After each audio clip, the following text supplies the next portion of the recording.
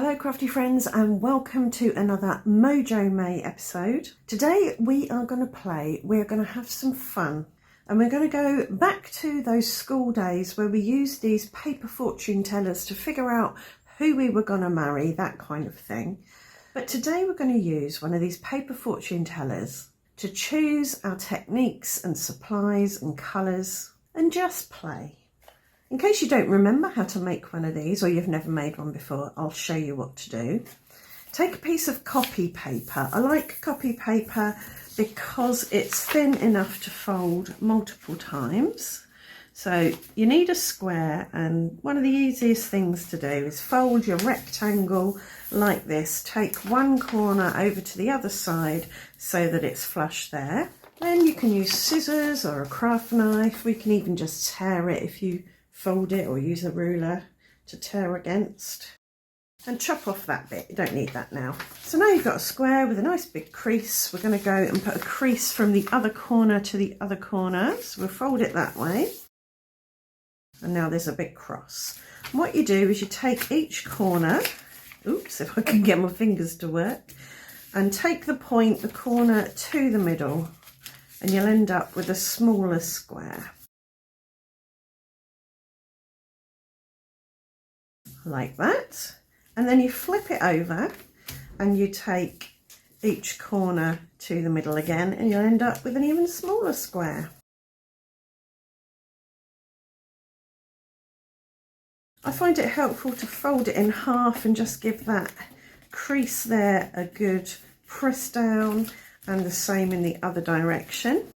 Just flatten it out, use your finger or a bone folder or the handles of scissors.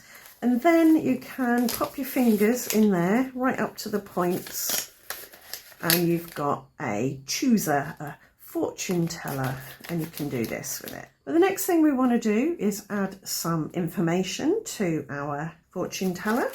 So we flip that over and we can add some colour.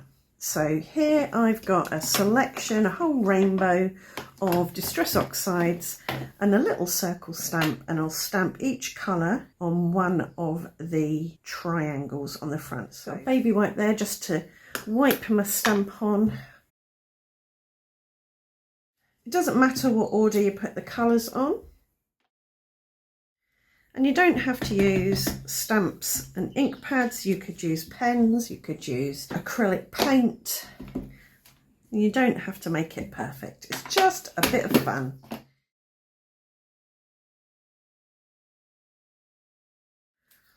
And now you just need to add some numbers. So that's our first choice layer done. And we can flip it over.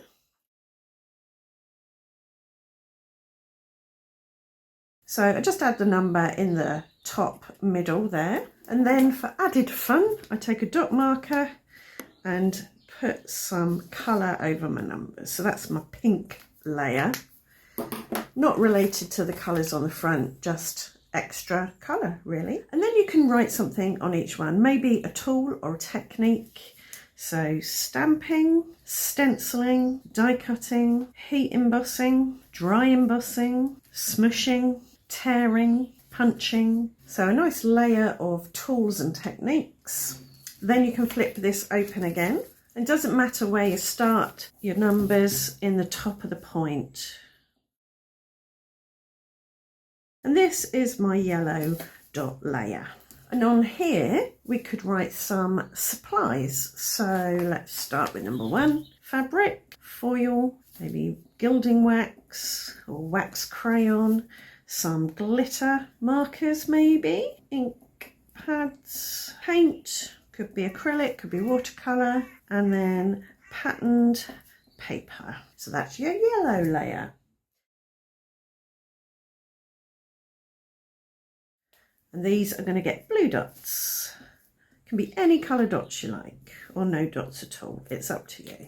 And then you could maybe include, say, some design ideas, or you could do more techniques or tools. So I'm going to start number one with floral. So that would be cards with flowers on, for example, and then maybe a grid design for number 2. Could add some washi for number 3.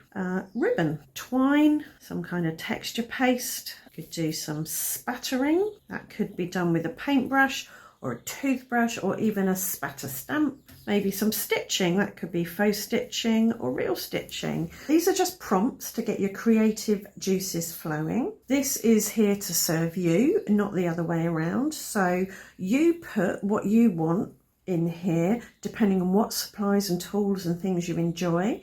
Pick your favourites. If you're stuck for ideas, then check out my NB Cards Mojo May prompt list. There is a link in this video's description that will allow you to download this.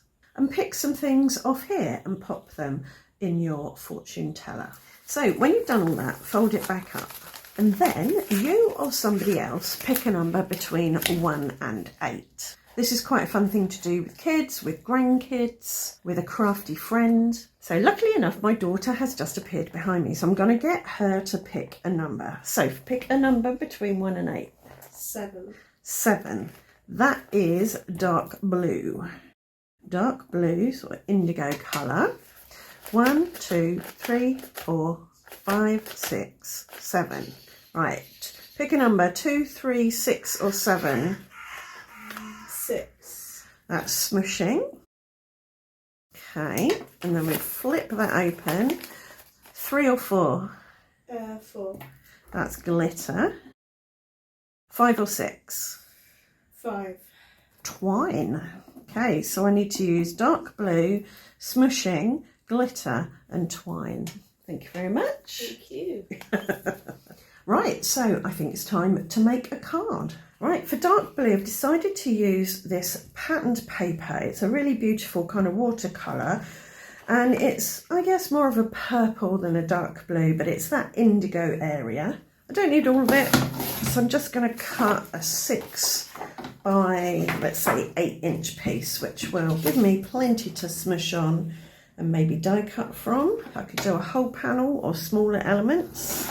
Now this is just scrapbook paper. It's quite thin. It's not designed to take lots of water. I could cover it in, say, clear gesso if I wanted to waterproof it slightly, but I'm not going to. I'm going to smush it down into some white pigment spray. Now this is a DIY shimmer spray that I made with a white pearl pigment powder and water. I do have a DIY shimmer spray video, which I will link down below. I'll give it a good shake to get all of that pigment powder out the bottom, and I'm going to spray it on my mat and then smush this down into it and see what that looks like. Hopefully I'll get a nice smushy shimmer over the front of my paper. I'm going to give it a few seconds to allow the liquid to soak in. But it's not too wet, so it's not going to destroy the paper, but you can see it already coming through. So there, it's now got a nice shimmer on it. I'm also going to give it a bit of a spritz. And then I'm going to dry it with my hairdryer. So there we go, it's warped, but not too badly. It will flatten out as I stick it on a card or run it through my die cutting machine. So we've done dark blue and we've done smushing. I've got glitter and twine left to go. I'm not sure what I'm going to do with those yet, so I am going to do some die cutting from this though. I think I'm going to start with some fishtail banners. So I've cut 5 out and the rest is going to go in my box of backgrounds and bits. So I'm thinking I can make 2 cards from the banners, and I've cut 2 panels from hammered textured white cardstock. And instead of twine, I'm going to use cotton. Well, it's not cotton, it's metallic thread. So I've secured the end of this silver thread with washi tape. And I've also added some tape to the back so that my thread's got something to stick to. And I'm going to wrap it around. Not pulling too hard, I don't want to bow the card. I want to just create a little bit of silver texture using this silver thread. Again, I'll secure the end with a bit of washi tape. And I'll do the same on this one. Now I'm going to secure just temporarily these two together like this, with this one at the top here and that one down the bottom there. And I'm going to stick these down across the gap like that. I'll use high-tech PVA glue, school glue, wood glue, Elmer's glue, white glue. Doesn't have to be bang in the middle. I do want it on straight. Now they're stuck down, I can take that off and cut. So for the glitter aspect of my card, I'm going to use silver glitter paper because that will tie in with the white shimmer spray and the silver thread. I'm going to put some double-sided sticky on the back and then die cut out the word thanks. I've also die cut out the shadows for these words, and I've die cut them out of vellum, so hopefully I'll be able to extract the sentiment. It can be a bit difficult cutting through glitter paper, and even more so if you put double-sided sticky on the back. You just need a bit of patience and maybe a cardboard shim in your die cutting sandwich. Here are my sentiments. I'm going to put some of this tape runner on the back, and that can go there like that. I think I also need a few sprinkles, so I've got some previously cut silver glitter circles here, and I've got some matte gel medium that I can stick them down with. You can use a clean bit of baby wipe just to daub up any glue that's splurged outside. So there we go, 2 cards with dark blue smooshing glitter and twine or thread, and a paper fortune teller that you can use to help pick your tools and supplies and techniques when you're feeling a bit mojo-less. I do want to tell you that the original idea for this came from another YouTuber, Jen Art. I'll leave a link to her channel down below, so if you'd like to check that out, please do. Say hello from me. I do hope you've enjoyed today's video, and it's encouraged you to take a playful approach to your card making, especially when you're feeling a bit kind of uninspired. Get your paper fortune teller out and just play with the supplies and the tools and techniques that it suggests. Right. Thanks for watching, and I'll see you back here very soon for another Mojo May video. Bye for now.